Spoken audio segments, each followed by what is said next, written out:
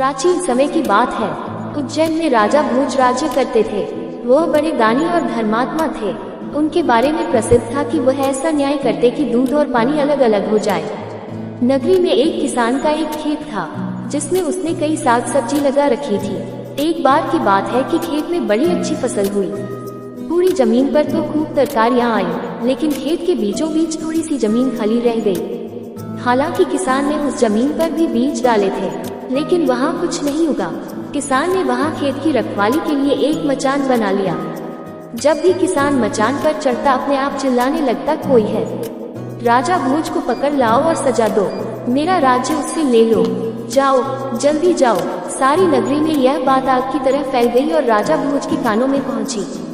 राजा ने कहा, मुझे उस खेत पर ले चलो, मैं सारी बातें अपनी आंखों से देखना और कानों से सुनना चाहता हूँ। राजा भोज जब उस जगह पहुंचे तो उन्होंने भी वही देखा कि किसान मचान पर खड़ा है और कह रहा है, राजा भोज को फौरन पकड़ लाओ और मेरा राज्य उससे ले लो। ये सुनकर राजा चिंतित हो गए, चुपचाप महल में लौटा आए। उन्हें रात भर नींद नहीं आई। सवेरा होते ही उन्होंने राज्य के ज्योतिषियों और जानकार पंडितों को इकट्ठा किया। उन्होंने अपनी गोपनीय विद्या से पता लगाया कि उस मचान के नीचे कुछ छिपा है। राजा ने उसी समय आज्ञा दी कि उस जगह को खुदवाया जाए।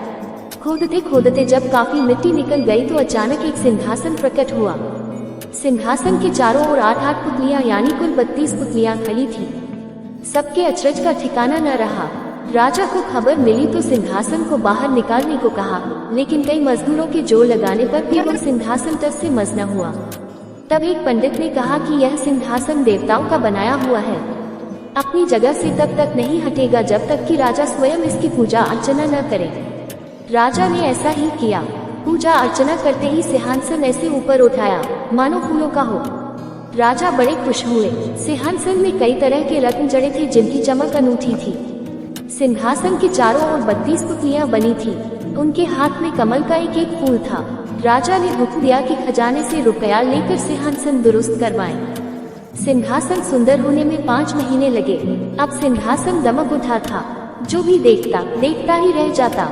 पुतलियां ऐसी लगती मानो अभी बोल उठेंगी। राजा ने पंडितों को बुलाया और कहा, आप लोग कोई अच्छा मुहूर्त निकालें। उस दिन मैं सिंहासन पर बैठूंगा। दिन तय किया गया।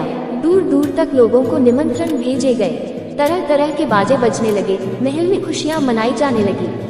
पूजा के बाद जैसे ही राजा ने अपना दाहिना पैर बढ़ाकर सिंहासन पर रखना चाहा कि सारी पुतलियां खिलखिलाकर हंस पड़ी। लोगों को बड़ा अचंभा हुआ कि यह बेजान पुतलियां कैसे हंस पड़ी। राजा ने अपना पैर खींच लिया और पुतलियों से पूछा, ओ सुंदर पुतलियों, सच सच बताओ कि तुम क्यों हंसी। पहली